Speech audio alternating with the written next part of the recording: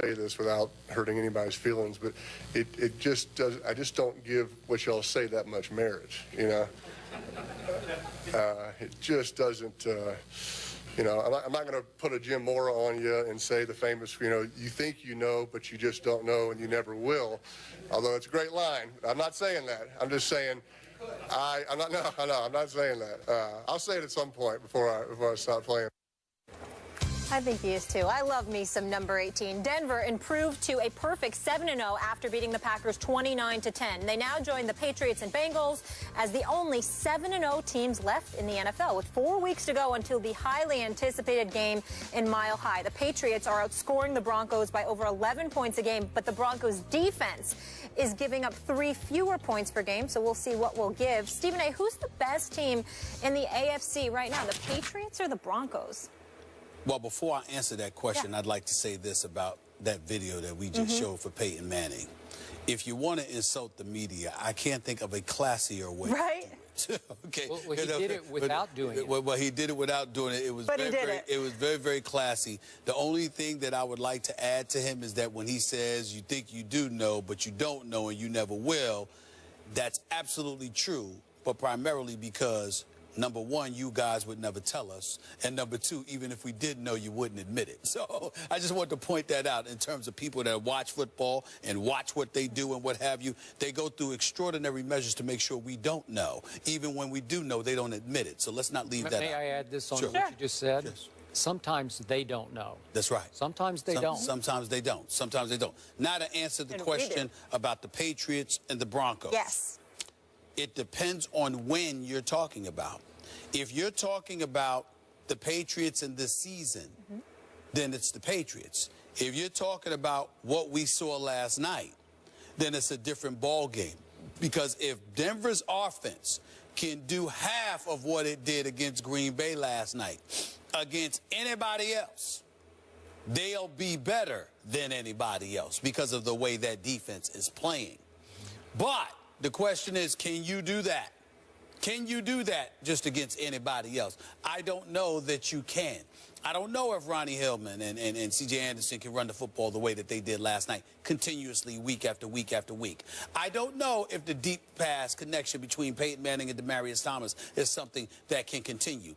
I do believe that pass rush will still be there. I do believe that secondary in Denver will still be there. I do believe that that defense will remain elite all season long. But the question is whether or not you're going to be better than the Patriots. Because you see, one of the things that's going unnoticed, the Patriots, numbers-wise anyway, doesn't have a defense that is as effective as Denver's. But the Patriots' defense is not shabby with Nikovich and those boys. They know what they're doing. They're their 9th-ranked defense in the entire NFL. They rank 7th against the pass. I think like 7th against the rush, rather, like 15th against the pass. They sort of get it done. They find a way to beat you. And what they also do is this.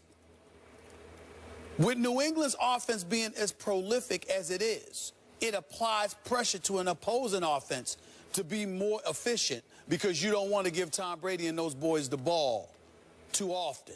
So as a result, defenses try to get into a situation where they're doing things they're not accustomed to doing. Like we've talked and debated about how somehow, some way, these guys, the things that they do conventionally, they don't exercise against Bill Belichick, and we wonder why. Well, here's the reason why. They're trying anything against Bill Belichick because you don't want to go up against Tom Brady in that offense as much as you normally would have to. So you're doing anything that you can to try and put up as many points on the board as you possibly can because you know Tom Brady and them are going to get their shot. In the end, I would give New England a slight edge because what we saw from Denver, we just saw last night.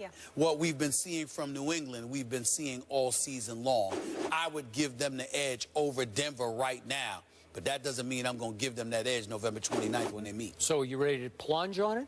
What you mean? That you're ready to go out on that limb and say that Denver will win. Well, we talked about. I know. I don't know why you. I don't know why you keep asking. But then I heard you on SportsCenter yesterday, and you were kind of vacillating. Well, they didn't ask me about that. They didn't ask me about the Patriots compared to the Broncos. But you were talking about a different subject. Well, I was defending them because a lot of people sit there and lambaste them. I try to be fair. You understand? I try to be fair. I don't get emotional like you. I try to be fair. And I'm just saying, I try to have convictions. You try to have convictions even when your opinion should be convicted. convicted. You still try to have convictions. All I'm trying to say to you is, well, it depends on which one we're talking about here. I'm just saying to you that the New England Patriots right now have shown a level of continuity via Tom Brady than the Broncos have via Peyton Manning. Peyton Manning still has 11 interceptions and just 7 touchdowns. Peyton Manning's only completing 62% of his passes. Peyton Manning hasn't been the Peyton Manning of old for a myriad of reasons, and we understand that. But we also know that prior to last night, what we were seeing from Denver's offense wasn't going to be enough to beat New England. I just believe that there are games where you show up in a particular season. And I think when New England goes to Denver, more so than if New England had to go to Foxborough, I think New England would show up. Denver to Foxborough. Denver to Foxborough. I think Denver would show up for that game. Okay, allow me to put in perspective what is about to happen. Last night, we saw Green Bay's offensive line have a lot of trouble. Yes. They gave Aaron a little time here and there, but a lot of times they just caved on both sides. But I'm here to tell you that Green Bay's offensive line is 20 times more experienced than New England's offensive line is. That makeshift, inexperienced with the rookie free agent center for New England. Green Bay's offensive line, I would give a much higher grade overall than New England's. I think Green Bay's defense is, despite what you saw last night, it's still a little better than New England's defense. I think it is. Now, again, they lost a couple of corners last night. They lost a little depth at corner. Sam Shields out. So I get that. But my point is, just on paper, they came into the game allowing the fewest points in the NFL. Yep. And yet, I'm ready to plunge. November 29th, that's a Sunday night, if memory serves, at Mile High.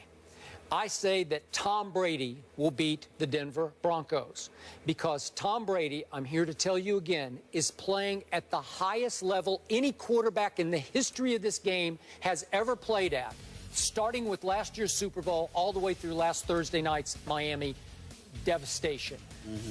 Tom Brady, as I keep pointing out, is on a mission to deflate every opponent, to get even with Roger Goodell by getting even with the National Football League. He is trying to flatten every opponent, to devastate, annihilate, to leave them on the canvas groping for a clue of how to get back up off the canvas. And we saw what he did to Buffalo at Buffalo early. Yeah. They still haven't quite gotten back up off the canvas. We saw what he did to the Jets 2 weeks ago, right? And what did the Jets do at the Raiders? We're going to talk about it here in just a little bit. They just couldn't get up off the canvas yet because Brady annihilated their psyches because they couldn't stop him. Both those teams thought they had a really good defense going into the Brady game, and then they're saying, we're not all that because he exposed us and picked us to pieces. And I'm not saying he will pick Denver's defense to pieces, not in a place that Tom Brady has not played all that well, except for one game against Tim Tebow when Psycho Tom came out and they destroyed Tim Tebow's Broncos. Remember that one? That wasn't hard. Who could forget? It wasn't that hard. But all right.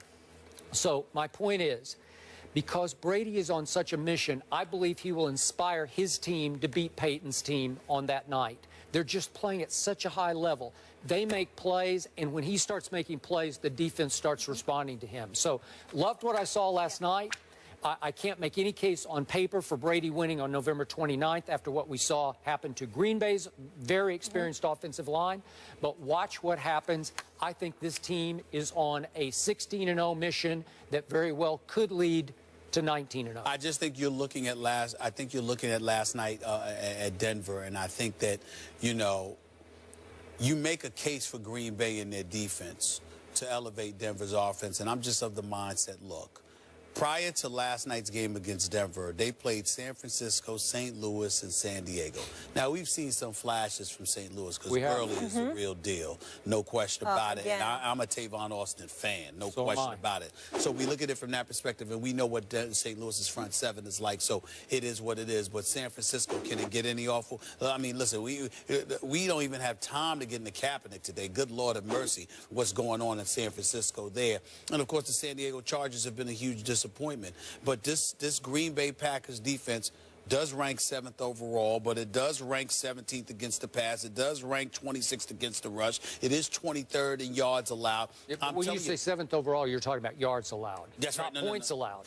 Well, it says points allowed, not yards allowed. Okay, after last night. But before last night, they went in number 1. But I'm just looking at them, and I'm just saying to myself, I just look at Green Bay, and I'm not sold. I am sold on Denver's defense. I am sold on what that defense can do.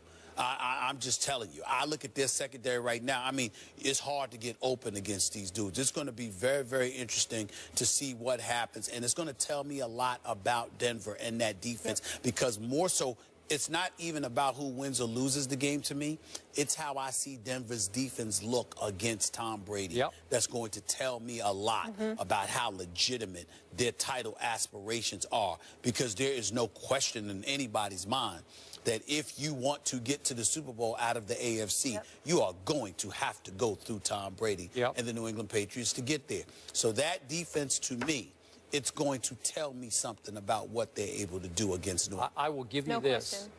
This Denver defense is way, way, way better than the one that faced Russell Wilson and got annihilated in the Super Bowl 2 Super Bowls. That's right. Right? That is correct. But if they can run the ball and Peyton plays like he did last night, they might have a shot in my Well, I'm just, again... I still think that, I still think Brady has the edge. But that defense needs to show up against Tom Brady. Brady's 11-5 in matchups against Peyton Manning. Moving on.